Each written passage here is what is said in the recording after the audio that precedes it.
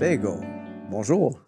Re-bienvenue à cette émission, en fait, ce documentaire série qu'on fait qui s'intitule Bienvenue à la série Les Kanien'kehá:ka, hôtes sur leur territoire, voisins au quotidien. Alors, comme les deux premières émissions, on a vu vraiment toute la partie archéologique, comment les Autochtones sont arrivés ici. On a aussi vu comment eux-mêmes voient leur arrivée ici. Hein. Il y a leur façon de voir les choses, donc l'approche plus holistique, où ils se décrivent eux-mêmes comme apparaissant ici sur le territoire d'autres façons que ce que nous, on identifie comme l'archéologie. Alors, ils ont leur croyance de création, comme nous, on en a dans nos sociétés occidentales et partout dans le monde.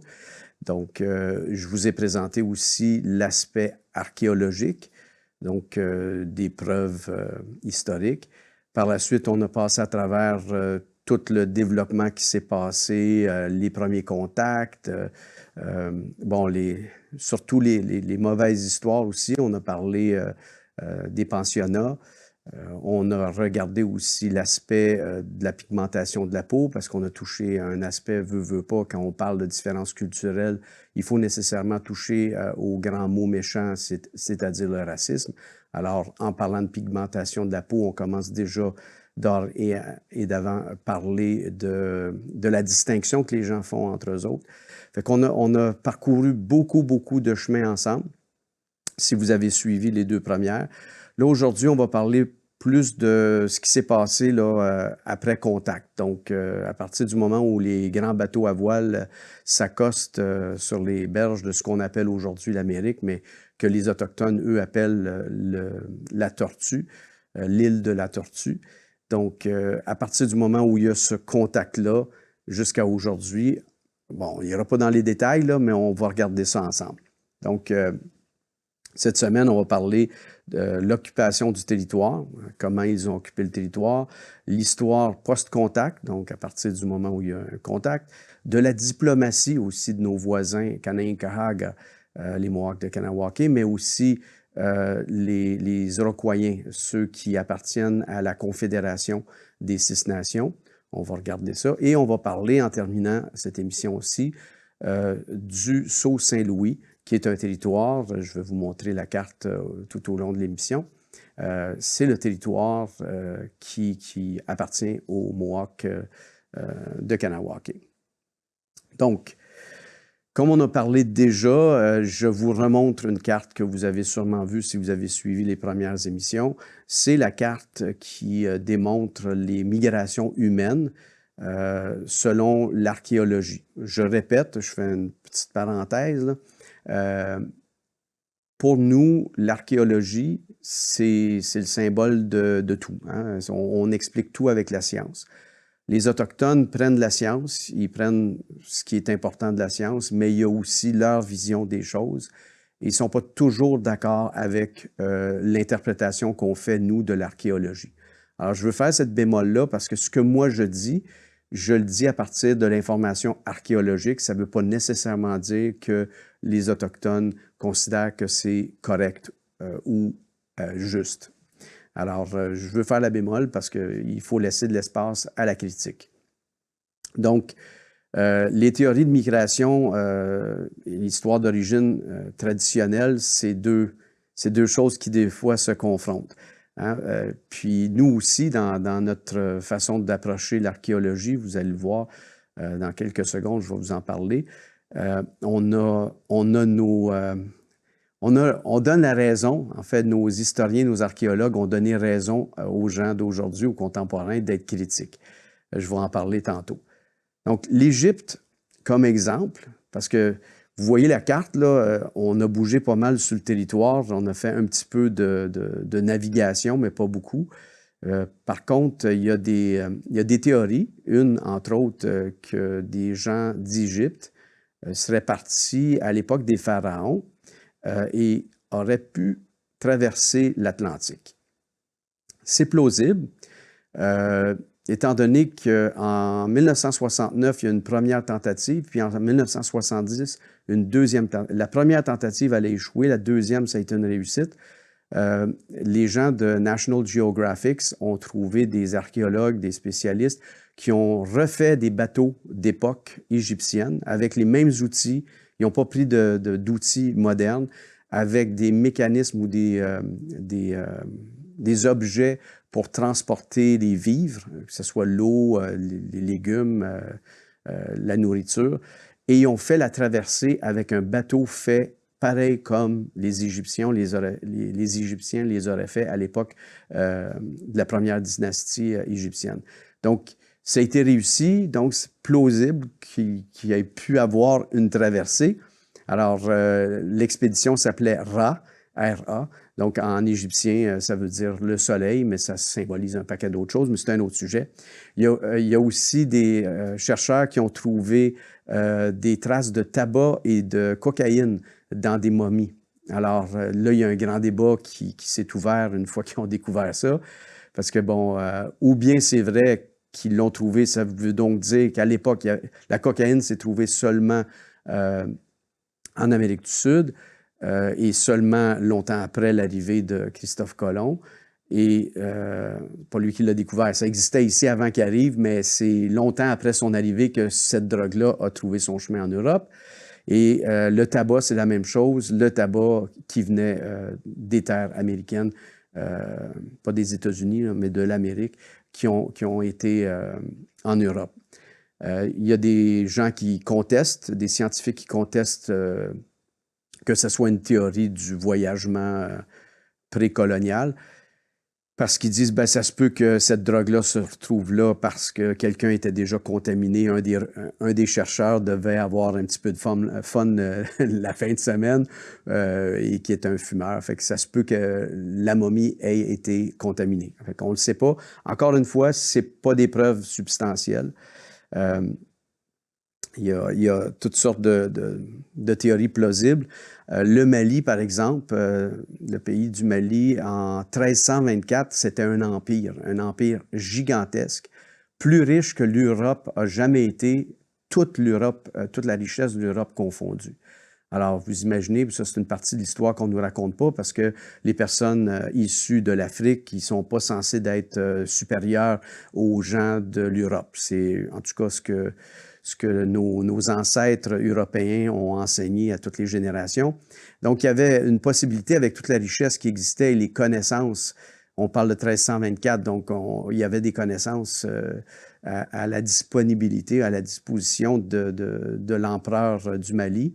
Et ça aurait pu être fait. Par contre, on n'a pas de preuves tangibles, ni du côté égyptien, ni du côté malien. Donc, il reste que cette carte-là que vous avez à l'écran demeure la seule carte plausible. Ben, on ne fait pas la carte, mais la seule théorie, parce qu'on a trouvé des millions et des millions d'artefacts sur tout le territoire que vous voyez sur les flèches directionnelles en brun. Ceci étant dit, il faut aussi faire un aparté avec les mythes de la création. Excusez, pas les mythes de la création, mais plutôt les mythes des premiers archéologues. Il faut spécifier, les premiers archéologues étaient des archéologues coloniaux. Ce que je veux dire par là, c'est que c'était des gens qui étaient au service de la colonie. Fait que le système de colonisation, vous avez les colonies qui sont dans d'autres pays. Et puis, mettons, je ne sais pas, la France ou le Portugal avaient des colonies. Alors, le pouvoir allait là. Et ce pouvoir colonial-là, il s'exerçait sur les lieux, mais avec de la délégation. Il envoyait quelqu'un, un gouverneur, s'occuper du territoire colonisé, mais le pouvoir restait en territoire, ce qu'on appelle métropolitain. Alors, ça reste en France. Les décisions de la colonie se prennent en France. Le gouverneur de la colonie gère juste ce qu'on appelle en bon jargon québécois de la poutine. Fait que les archéologues étaient là pour la métropole, donc pour le pays colonisateur. Fait que c'était important pour eux de ne pas heurter ou de contrarier la métropole. Donc, quand ils faisaient une découverte, s'ils découvraient quelque chose qui venait à l'encontre soit du christianisme ou du pouvoir politique monarchique, qui remettait en question l'ordre politique de l'Europe, on ne pouvait pas en parler, c'était pas une découverte discutable. Donc, on camouflait ça dans toutes sortes de différentes descriptions ou des fois, on évitait simplement d'en parler. Une chose qu'on a fait qui était très, très nocif à l'histoire qui a suivi, pour les femmes, entre autres, c'est on a occulté complètement la place des femmes dans l'innovation et la gouvernance. La gouvernance, les femmes, c'est pas toutes les sociétés dans l'histoire qui étaient matriarcales, mais plusieurs avaient, même si c'était pas matriarcal, les femmes avaient une place dans le système de pouvoir. Pas partout, mais là où il y en avait, les archéologues n'ont pas fait mention. Ils ont évité ou ils l'ont dit du bout des lèvres sans trop mettre d'effort ou d'emphase.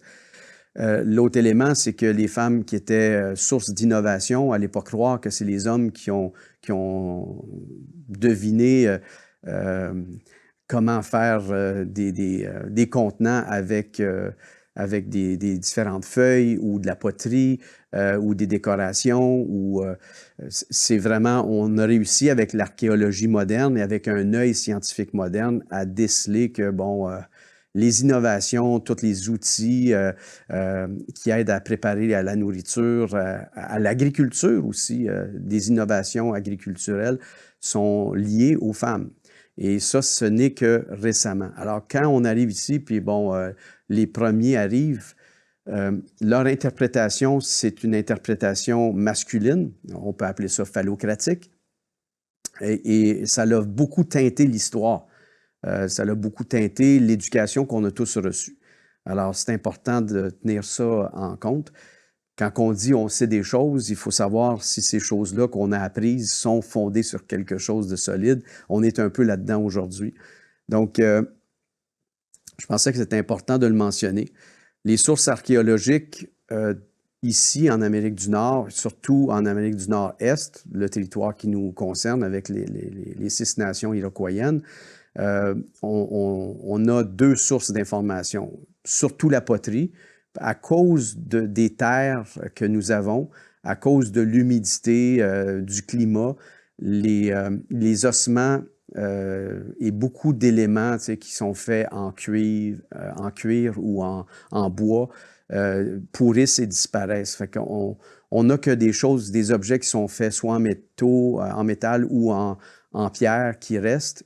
Et la poterie, c'est quelque chose qui a perduré, surtout une poterie qui a été cuite. Elle va durer longtemps et on sait qu'ici, on faisait bouillir, on mettait une pierre dans un contenant de poterie pour faire bouillir l'eau. On ne mettait pas la poterie directement sur le feu, c'est la pierre qu'on mettait dans l'eau qui était dans la poterie. Mais ça faisait forme de cuisson quand même. Et grâce à ça, on a des artefacts un peu partout sur le territoire.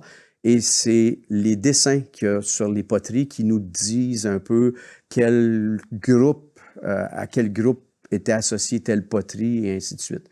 Il y a encore beaucoup de débats là-dessus, mais il y a comme une tendance généralisée qu'on peut considérer plausible, mais pas officielle. Fait qu'on a une meilleure idée que juste une opinion. On a une idée assez informée, si on veut, avec la poterie qu'on a trouvée.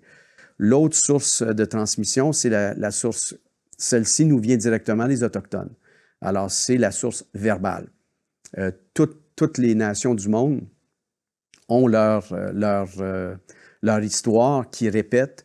Il y a des concepts, il y a des mots qui se répètent à travers des générations qui se rendent très, très loin. Par exemple, si vous ne connaissez pas l'expression, moi, dans ma jeunesse, quelqu'un qui disait « j'ai pas de foin, j'ai pas de blé », ça voulait dire « j'ai pas d'argent ». Et ça retourne non pas seulement en Europe, mais ça retourne aussi loin que l'Égypte, parce qu'on voit en Égypte que la valeur monétaire, elle était pesée en quantité de blé. Donc, c'est pour vous montrer que l'histoire orale chemine dans le temps. Alors, avant de faire comme la plupart des officiels gouvernementaux ont fait jusqu'à très récemment, c'est de renverser du revers de la main toute histoire verbale de tous les peuples autochtones. Il faut considérer, si on est capable de remarquer que jusqu'à aujourd'hui, le mot blé signifie argent, on est capable de comprendre que oui, la tradition orale, elle a un poids, elle a une valeur de transmission historique. Et étant donné que la distance entre l'histoire ancienne égyptienne et aujourd'hui s'est passée quand même plusieurs milliers d'années, on parle de plus de 6000 ans, on réussit avec ça à maintenir une tradition orale, bien, on peut quand même imaginer que la tradition orale qui fait 300, 400, 500 ans peut être beaucoup plus crédible même et valide. Ceci étant dit, les deux, l'archéologie par la poterie et la tradition orale, des fois se confrontent sur l'histoire, il faut le dire. Alors, une fois qu'on a fait cette parenthèse-là, on regarde les deux types d'occupation qu'il y avait. Il y avait une occupation d'établissement et une occupation d'exploitation. Alors, c'est quoi l'établissement? Bien, c'est là où ils vivaient en haute saison, où il y avait beaucoup de production, où on pouvait récolter la courge, le maïs et les fèves. Et autre chose, évidemment, la fraise est très centrale, surtout chez nos amis Mohawks et ceux des Six Nations. En fait, pas mal, beaucoup de nations au Québec, la fraise elle est très importante. Ça sera pour une autre émission, mais tout ça étant dit que les saisons comme l'été, il y avait beaucoup de rassemblements où les gens se retrouvaient au même endroit et on pouvait à ce moment-là occuper le territoire de façon semi-permanente. Après ça, il y a l'autre occupation, c'est d'exploitation. C'est là où, la saison se fait plus fraîche, l'hiver arrive, puis bon, il faut aller sur le territoire. On est plus nomade, on change de campement, on suit plutôt le mouvement du gibier, des animaux, de la nourriture. Là, on se met à suivre notre frigidaire, si on veut. Et à ce moment-là, ben, on est plus mobile. Alors, on occupe un territoire plus vaste. On va le voir dans les cartes que je vais vous montrer ou qui devraient être à l'écran, en fait, pendant que je vous parle. Alors, on voit que ces deux types d'occupation-là, ce sont des mouvements. Ce sont des mouvements dans plusieurs directions et on suit les cours d'eau surtout parce que c'est la façon de se voyager qui est la plus facile. Donc, les cours d'eau sont très importants pour les Autochtones et la raison est très simple. Avec un canot, on peut se déplacer beaucoup mieux, avec beaucoup plus d'équipement qu'à pied avec des choses attachées sur nous, sur un traîneau qui traîne à terre, sur la terre battue, à travers les branches, et peu importe. Donc, il y a eu beaucoup de mouvements. Alors, il y a eu beaucoup de chevauchement aussi territorial. On va en reparler un peu plus tard. Mais le chevauchement, il faut le garder en tête. Tu sais, nous, on a la culture plutôt européenne ou américaine de dire, bien, il y a des limites, on a des frontières, des postes frontaliers. Ça n'existait pas comme ça à l'époque. Les frontières, si on va appeler ça comme ça, les territoires, ils étaient flexibles. Donc, le concept autochtone d'occupation du territoire versus les allochtones. Donc, comment eux, ils voient l'occupation du territoire versus nous. J'en profite pour dire, je vous transmets ce que j'ai appris. Évidemment, ce n'est pas un cours de 400 heures sur l'archéologie et la sociologie, mais je vous donne des grandes lignes pour vous orienter sur une pensée qui vous approche à comprendre nos voisins, les Kanien'kehá:ka du territoire de Kahnawake. Ben, en fait, l'ensemble des 6 nations et des nations du Québec. Le concept d'occupation du territoire, c'est pas quelque chose, comme je disais tantôt, c'est pas figé. C'est l'occupation du territoire, c'est là où le gibier va, là où la rivière peut nous apporter et là où notre besoin de survie nous amène. En fait, je ne dirais pas survie parce que ça a une connotation très occidentale. C'est comme ils survivaient. Ils ne survivaient pas, ils vivaient sur le territoire. Alors, ce n'est pas de la survivance dans le sens où ils étaient désespérés, ils couraient après les animaux.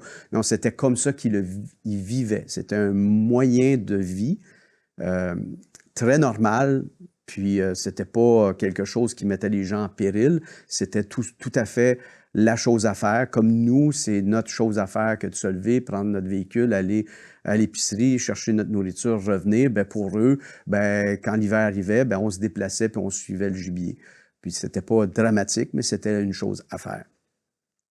Donc, dans les périodes où le gibier, où les aliments se trouvaient plus facilement et plus en abondance, il y a moins de mobilité, on se déplaçait moins.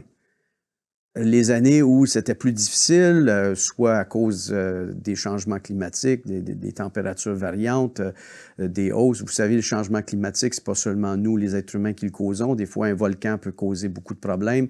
Il y a le facteur El Niño aussi qui vient perturber les températures. Donc, quand le climat le permet, il y a de l'abondance. Des fois, le climat ne le permettait pas. Alors, les êtres humains devaient s'organiser et s'étendre plus loin qu'à l'habitude. Et c'est dans ce temps-là qu'il y avait des fois des rencontres avec d'autres. Bien qu'en temps normal, ils savaient aussi que d'autres existaient, ils se croisaient dans leur chasse et dans leur voyagement. Donc, ce concept-là de territoire, c'est pas « voici ma limite » puis c'est tout. La limite était décidée par rapport aux besoins de subsistance. On a besoin de nourriture, il y en a de moins en moins ici, on va continuer un peu plus loin, on va en trouver ailleurs, et ainsi de suite. Notre façon de voir les choses, vous le comprendrez, c'est absolument différent. Hein? On a notre clôture autour de notre terrain, dans notre maison ou dans notre condo ou notre appartement ou peu importe. Bien, ça, c'est chez nous et l'autre côté, c'est chez eux.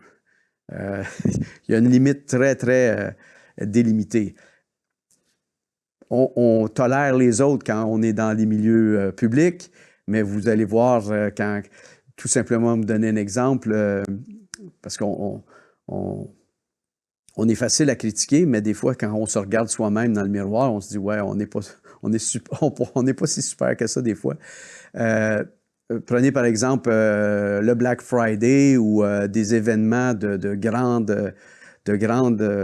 commerces, de grande publicité marketing où les gens je vais utiliser l'expression commune au Québec, ils se garochent littéralement sur les magasins et il reste seulement un article, là, je sais pas moi, Xbox, MP5 ou je sais pas trop, un bidule que les jeunes aiment beaucoup et les moins jeunes aiment beaucoup jouer avec.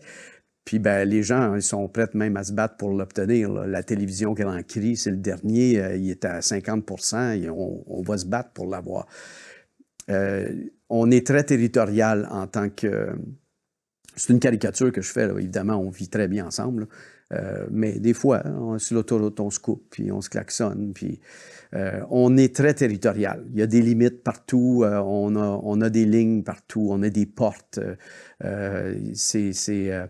On a l'habitude des endroits confinés. On ferme les choses. C'est sûr, il y a la température et autres, mais chez les Autochtones, le confinement est moins présent. Alors, c'est important de garder ça en tête quand on veut être culturellement adapté pour comprendre puis regarder les sujets autochtones ou de parler avec des gens qui sont issus des Premières Nations, si on veut se garder en tête cette valeur culturelle. Un peu comme n'importe quelle société, si on rencontre des nouveaux arrivants qui sont de nationalités différentes, bien on connaît un minimum de leur culture, on sait que certains gestes sont acceptables, certains autres ne le sont pas. Fait que c'est pour ça que c'est important d'avoir ce dialogue ensemble. C'est plutôt un monologue, mais bon, on se comprend. Je voulais juste, en parlant des mythes archéologiques, soulever un livre qui est très intéressant. Très intéressant parce que David Graeber et David Wengrow, on va vous passer l'image du livre, ça s'intitule « The Dawn of Everything, A New History of Humanity ». Donc, c'est une révision, si on veut, de l'histoire sous l'angle d'une archéologie moderne où on met à distance tous les préjugés coloniaux, puis on dit, à ta minute, là, c'est pas vrai que les femmes foutaient rien, puis qu'ils faisaient tout ce que les hommes disaient, puis qu'ils étaient juste mis de côté, et ils faisaient juste les choses de la maison, s'occuper des enfants et faire à manger. Non, c'était des innovatrices, etc. Sous cet angle-là, une revision de l'histoire aussi sur, est-ce que c'est vrai que une société qui avait pied ici il y a 500, 1000 ou 2000 ans, ou aussi loin qu'il y a 22 000 ans, qu'on peut appeler ça une société primitive.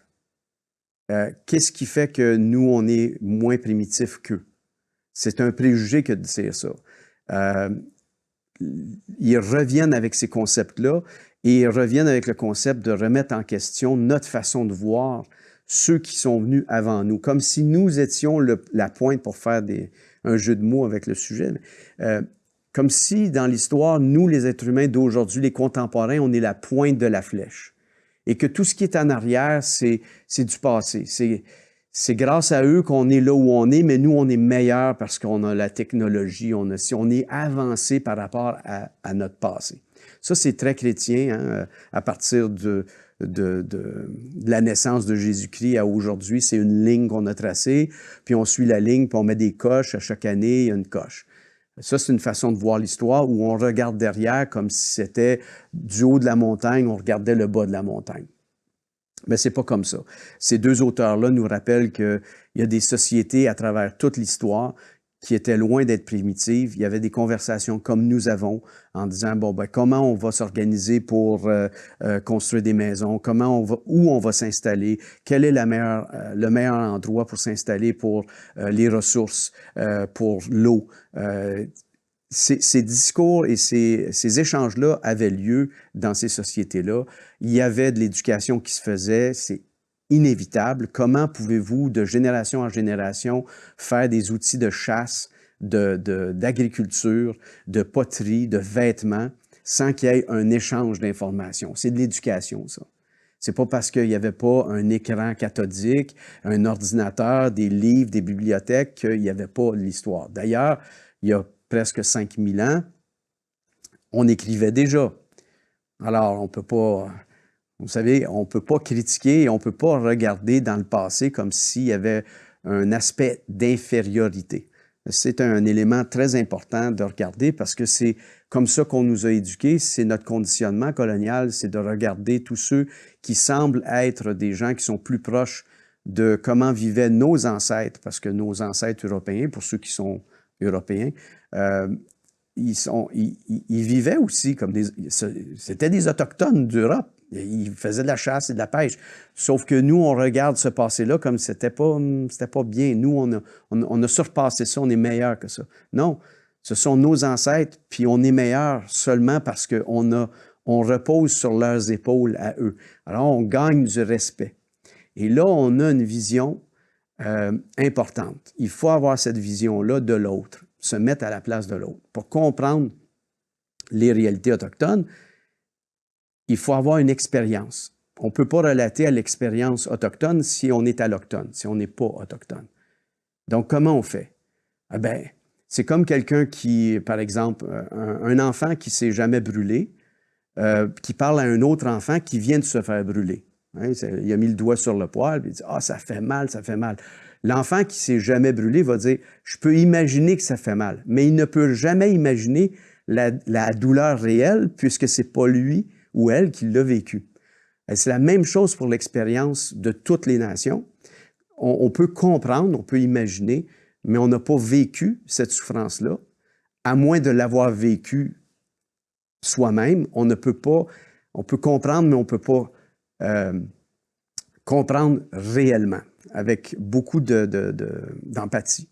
Donc, c'est important de ne pas regarder la question autochtone. Mon expérience à moi, c'est qu'il y a des gens qui sont très concernés par la question. Quand on parle, par exemple, des pensionnats, les gens disent « Ah, c'est terrible ce qui est arrivé », mais il n'y a personne qui a été enlevé de ses parents. C'est très rare que je rencontre des gens, à part quand je parle avec certaines personnes autochtones, ils sont de plus en plus rares ceux-là, mais qui ont été enlevés de leurs parents, on ne trouve pas. Il faut présentement aller dans des zones de guerre pour que ça se passe, ces choses-là. Alors, imaginez ce que je viens de dire. Il faut aller dans des zones de guerre pour trouver des gens qui ont l'expérience qui est similaire à ce qu'ont vécu les Autochtones. Je laisse ça reposer. Je vais aller rapidement sur le territoire autochtones. Vous avez la carte de l'Amérique du Nord et du Centre un peu, là. Puis vous voyez l'aspect occupation du territoire. Voilà à quoi ressemblait le territoire d'occupation quand les Européens ont découvert. Ils n'ont rien découvert, il y avait du monde ici avant eux autres. Donc, la deuxième carte, c'est, je vous avais parlé de poterie, là. La deuxième carte, c'est, en fait, c'est pas la poterie, c'est les zones d'occupation où ils ont trouvé de la poterie. Donc, on parle souvent d'Iroquois, de confédération iroquoise, des Kanenkehaga. Bon, c'est quoi tout ça? Les Iroquois, nous, les Européens, on a commencé à décrire les Autochtones quand on est arrivé ici. Puis les premiers à nommer, bon, ce sont les Français, ils les appelaient les Iroquois. Alors, c'était un groupe d'Autochtones qui occupait le Saint-Laurent. Quand Champlain, en fait, entre Jacques Cartier et Champlain, donc entre 1534 et 1603, ce groupe-là semble avoir disparu, ou en fait, c'est déplacé. Je vous ramène à ce que je disais plus tôt, c'est-à-dire la connaissance qui est transmise verbalement, et je vous ramène aussi au fait que les limites territoriales sont flexibles pour les Autochtones. Alors, pour les Européens, eux arrivent ici puis ils disent, bah, ben, il y avait des Autochtones en 1534, là, on est en 1603, il n'y a plus d'Autochtones là où Cartier m'a dit qu'il y avait des Autochtones. Moi, Champlain, j'en vois pas, qu'est-ce qui se passe? Alors, lui, il dit, bon, il n'y a personne, c'est à moi le territoire. Alors, c'est pas vrai. Ces gens-là se déplaçaient, c'est juste que pendant cette période-là, il y avait un déplacement territorial. Ça ne veut pas dire qu'ils ne vont pas revenir sur les terres. Alors, c'est une mauvaise interprétation historique qu'ont fait les Européens parce qu'eux, ils mettent des balises, ils disent « Voici la France, ça c'est mon territoire, voici l'Angleterre, c'est ton territoire, et pourquoi pas, on est différents, maintenant on va se battre. » Alors, c'est juste pour vous dire que le territoire a été très mal interprété à l'époque et c'est un peu sur ces territoires-là qu'ont été rencontrés les premiers Iroquois et aussi les Mohawks, les Kanenkehaga. Et toutes les autres, en fait, les Abénaquis, les Atikamekw un peu plus tard, les Malicites, Wallastoq, puis les Micmacs aussi. Donc, toutes ces nations-là, les Abénaquis aussi, ils ont rencontré effectivement les Européens. Donc, vous voyez, je ne dis pas que les Européens les ont rencontrés, c'est plutôt le contraire. Alors, fait que, outre les arguments qu'on peut avoir, c'est leur territoire, c'est pas leur territoire, il reste que, historiquement, la tradition orale chez les Kanenkehaga nous dit qu'effectivement, ils se sont rendus bien loin et passé ce qu'on appelle aujourd'hui Québec et qui ont occupé cette vallée-là et qui sont promenés sur le territoire. Ce que l'archéologie nous dit, c'est que c'est des zones plus restreintes, plus proches de Montréal. Par contre, les deux ne sont pas contradictoires, peuvent être complémentaires. Donc, ce qui est important, c'est de reconnaître que finalement, ils occupaient le territoire. Maintenant, c'est-tu 3 pouces par là, 4 pouces par là? Ils occupaient le territoire. Jusqu'au moment où il y a eu des traités et des ententes. Je vais vous parler d'une autre entente qui s'appelle le Sault-Saint-Louis en fin de présentation. On arrive au concept de Kanenkehaga. Ça, c'est le nom qui se donne à eux. C'est le peuple du silex. Dans la première émission, j'avais dit Flint, mais c'est le peuple du silex. Et les Agniers, c'est le nom qu'on a donné, les Français ont donné aux Iroquois, aux Kanenkehaga, parce que Kanenkehaga, ils ont gardé Agné dans le mot. C'était plus facile pour eux à prononcer. Donc, quand les occupants, si on veut, les colons sont arrivés, il y avait ici une confédération. Cette confédération était composée de 5 nations. Les 5 nations sont devenues 6 nations. Vous avez la première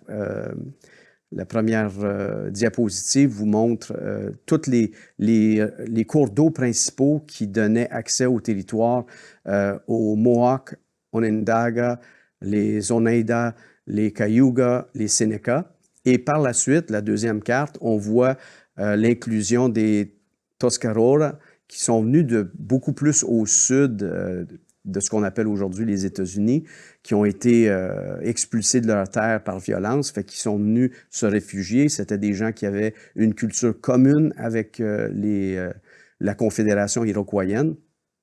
Donc, vous voyez qu'ils occupaient un large territoire. Il y a leur drapeau, leur drapeau, ils s'en servent aujourd'hui comme drapeau, mais leur alliance de confédération, vous devriez avoir à l'écran la wampum, la ceinture wampum qui déclare leur alliance. Vous avez l'arbre de la paix qui est au centre, qui est le même pin qu'on retrouve symboliquement sur le drapeau de Montréal aujourd'hui. Donc, c'est l'arbre de la paix. Et avec qui sont les Onondaga, ceux qui gardent le feu sacré de la paix. Et vous avez les autres nations. Les Kanien'kehá:ka, c'est la porte de l'Est. C'est eux qui sont les protecteurs de la porte de l'Est. Donc, c'est comme ça qu'on peut les décrire. Ils se décrivent eux-mêmes comme ça. La confédération s'appelle Haudenosaunee, excusez. Haudenosaunee. Et puis, il y a un excellent livre qu'on va vous montrer à l'écran, Iroquois Diplomacy on the Early American Frontier. C'est Shannon Timothy J.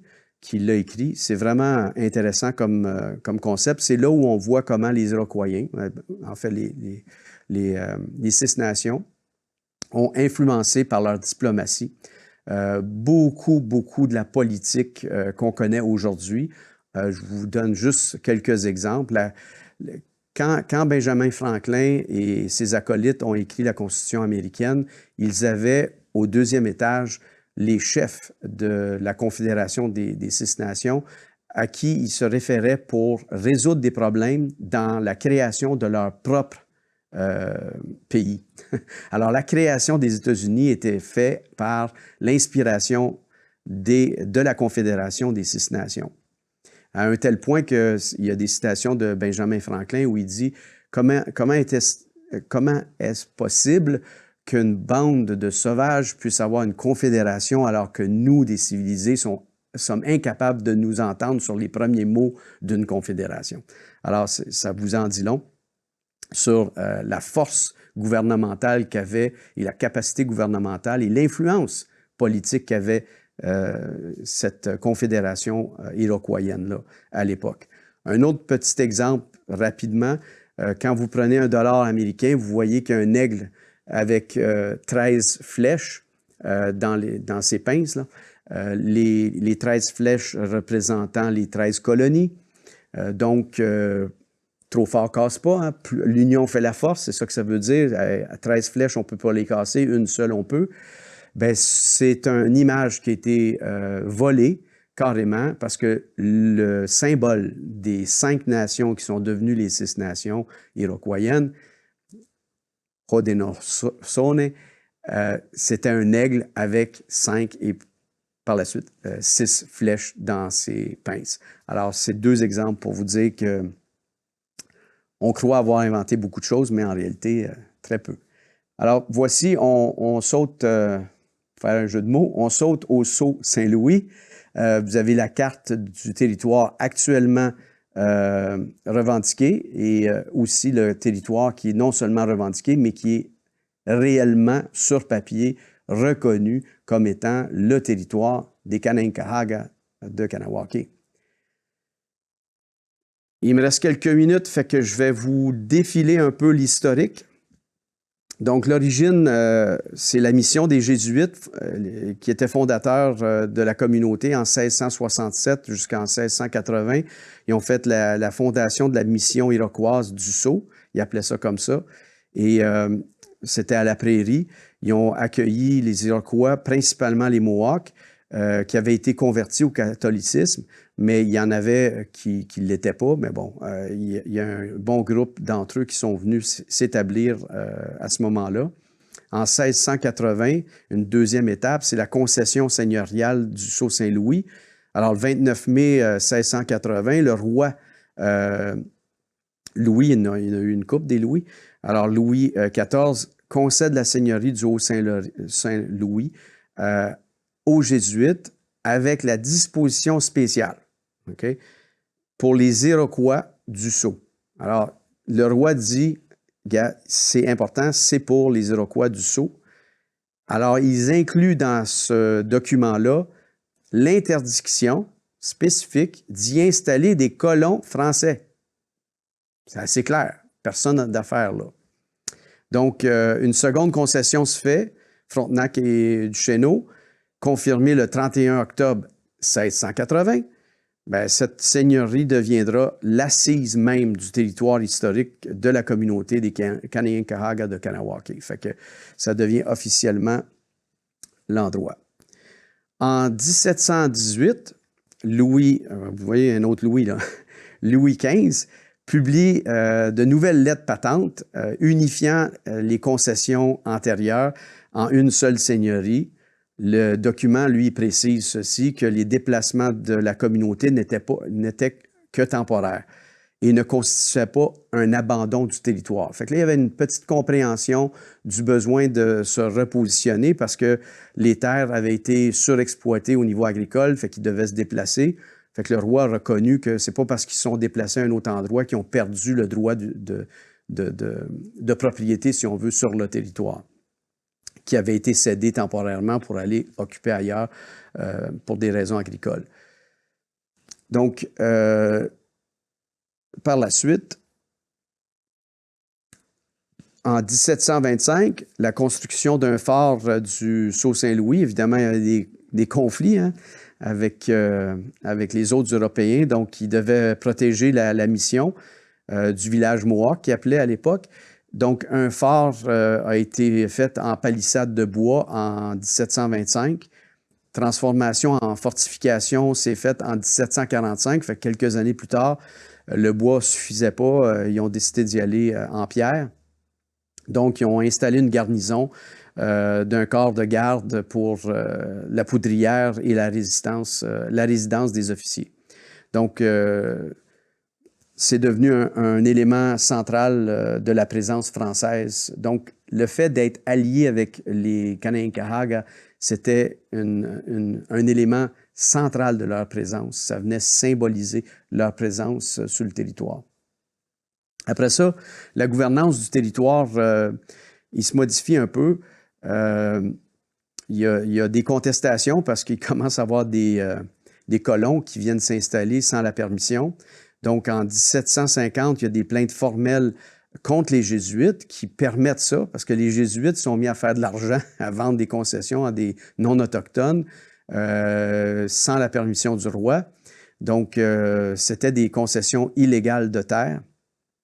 Et en 1754, donc 5 ans plus tard, le gouverneur Duquesne confirme que les Jésuites n'ont pas le droit de concéder les terres, qu'ils n'en sont pas les propriétaires, ce sont les Kanien'kehá:ka qui sont propriétaires. Cette affirmation deviendra un des fondements historiques et essentiels des revendications territoriales des Kanien'kehá:ka du 18e et 21e siècle. Donc, en 1760, on approche tranquillement, pas vite, on arrive à aujourd'hui. Donc, le traité d'Oswegatchie, donc en 1760, le traité est signé à Kahnawake entre le gouvernement britannique et les 7 nations. Donc, vous voyez que là, il n'y a plus de France dans le portrait. La France a perdu, c'est les Britanniques maintenant. Et le traité garantit que les nations alliées seront protégées ainsi que leurs terres. Fait que les Britanniques ils ont dit, bon, ben, aux Kanien'kehá:ka, inquiétez-vous pas, vous allez garder vos terres, il n'y a pas de problème. Alors, ça l'a confirmé pour les Kanien'kehá:ka leur propriété sur le territoire. Une présence de la communauté depuis les temps immémoriaux. Les Kanien'kehá:ka, en plus de ces documents-là, le disent, ils ont occupé le territoire bien avant que les Européens arrivent. Les concessions qui étaient faites avec les Français, c'était des concessions en diplomatie pour dire, bon, ben, tu habites là, nous, on habite là, tu vas occuper ce territoire-là, on va occuper celui-ci. Tu me piles pas ses pieds, je te pile pas ses pieds, un peu dans le respect de la ceinture des deux rangées, si vous avez suivi la première émission. J'en ai parlé longuement. Donc, c'est un territoire d'usage traditionnel et un espace spirituel pour eux. Donc, un lieu d'adaptation coloniale qui était imposé sur eux autres, fait qu'il y avait toujours des frictions. En conclusion, les fondements du Sceau Saint-Louis reposent sur les fondations missionnaires de 1667. Les documents existent. D'ailleurs, le gouvernement fédéral les a identifiés il y a quelques années. Je me souviens moi-même, faire une petite parenthèse, j'étais maire de la municipalité de Châteauguay, membre de la MRC. On avait eu la visite d'officiels du gouvernement fédéral et par la suite de négociateurs du gouvernement provincial pour nous expliquer c'est quoi le Sceau Saint-Louis, pour nous dire, bien, écoutez, les municipalités ne vont pas perdre le territoire. On ne viendra pas prendre les maisons parce que vous savez, la Prairie, Sainte-Catherine, une partie de Delson, une partie de Saint-Constant, peut-être moins, ouais, une partie de Saint-Constant. Enfin, vous allez voir la carte, là. Il y a plusieurs municipalités de la MRC qui sont dans le territoire du Sceau. Alors, les gens se disaient, ben là, ils vont prendre le territoire, qu'est-ce qu'on fait avec les maisons? Il n'y a pas de danger. On reconnaît qu'il y a eu des colons qui ont abusé, en fait, qui ont pris illégalement des territoires. Ces territoires-là, aujourd'hui, doivent être compensés. Alors, on ne va pas enlever une personne, on n'enlèvera pas leur maison. Je fais un aparté avec l'actualité d'aujourd'hui. On n'est pas en territoire palestinien où l'Israël vient enlever le territoire à quelqu'un puis dit ben, « c'est à moi maintenant ». C'est pas ça qui va se passer. On reconnaît que le territoire a été pris illégalement. Maintenant, avec le gouvernement fédéral et provincial, on trouve des compensations, qu'elles soient territoriales ou financières, ou un mélange des deux. Et c'est comme ça qu'on réussit à régler le conflit lié au Sceau Saint-Louis. Fait que la fondation missionnaire de 1667, qui marque le regroupement des Iroquois, c'est fondamental, c'est écrit noir sur blanc sur papier.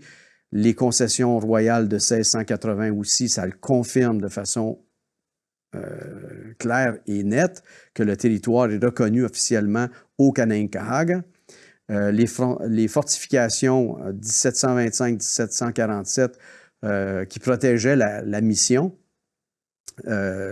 démontrent de façon claire que cette histoire-là qui était dans les ententes a effectivement eu lieu. Donc, les traités et contestations du 18e siècle qui établissaient le Sceau Saint-Louis comme politique singulière, c'est clair qu'on a établi au gouvernement fédéral et provincial que oui, effectivement, c'est le territoire des Kanien'kehá:ka. Donc, quand vous allez en entendre parler, puis souvent, vous allez voir des officiels de la communauté de Kahnawake en parler publiquement. Fait que si vous vous posez des questions, qu'est-ce que ça veut dire? Bien, ça veut dire que le territoire appartenait aux Mohawks, aux Kanien'kehá:ka, et les colons se sont établis illégalement, puis aujourd'hui, ils veulent une compensation pour ça. Alors, c'est dans cette discussion-là qu'a lieu des fois des tensions qui peuvent porter à confusion et permettre à certains politiciens de donner des opinions qui peuvent porter à croire autre chose que la vérité.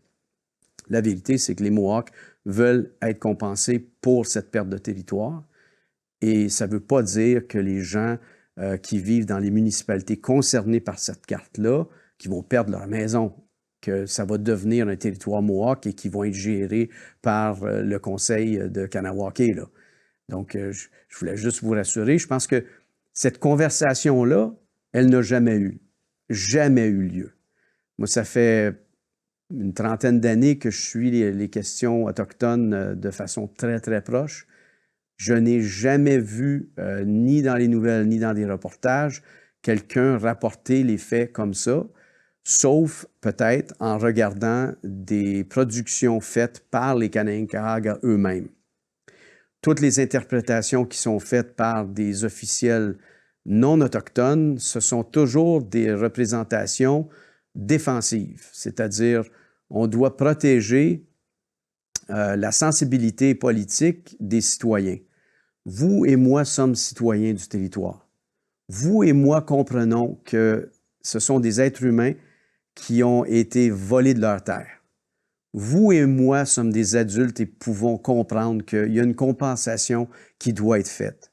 Vous et moi, comme êtres humains, ne tomberons pas dans le panneau de dire « Ah, ils vont venir voler nos maisons ». C'est pas vrai, ça n'arrivera pas. Et c'est pas ça qui va arriver. Ce n'est pas ça la question. Et vous et moi savons très bien que si un politicien ou une politicienne vient nous dire, par exemple, c'est pas vrai qu'ils vont prendre nos terres, que ça aussi c'est un mensonge, que c'est pas les terres qui sont en question. S'il y a des terres à être compensées, ils ne seront pas faites en territoire urbanisé, non autochtone. Ça va être fait sur des terres provinciales et fédérales où il n'y a pas d'occupation humaine.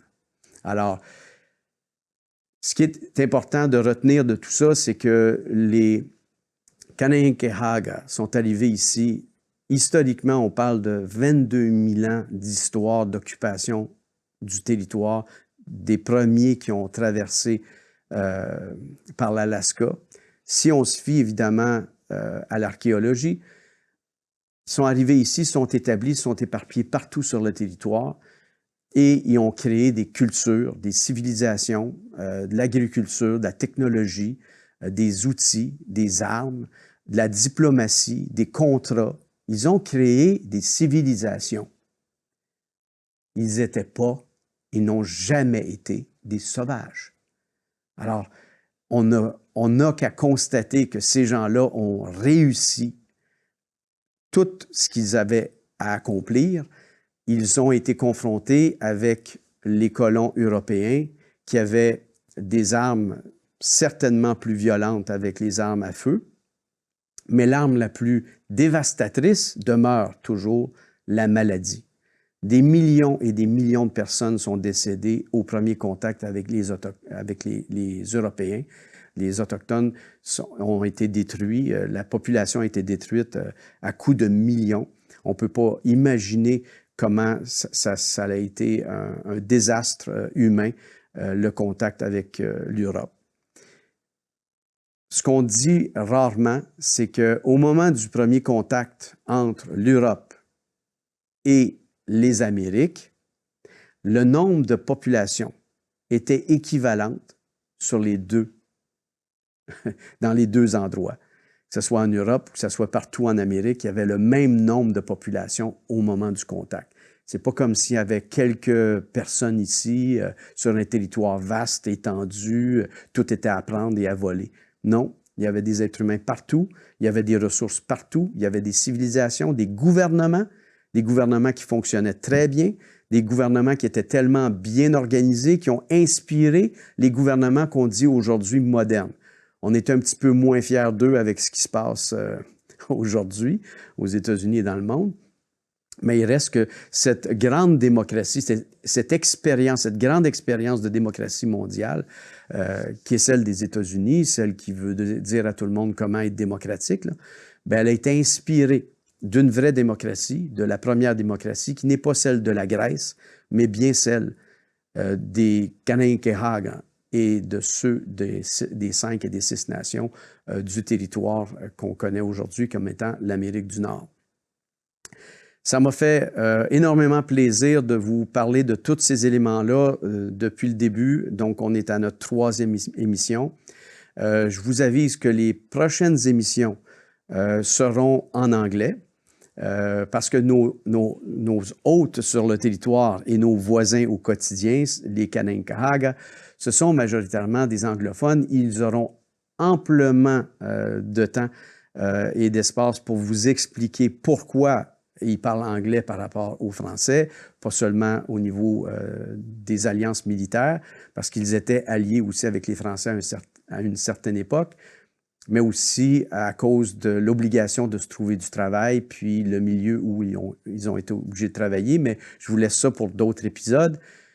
Mais je voulais juste vous aviser que les prochains épisodes vont être en anglais et pour avoir la traduction, il y a le moyen de le faire avec des outils qui sont disponibles sur un lien YouTube.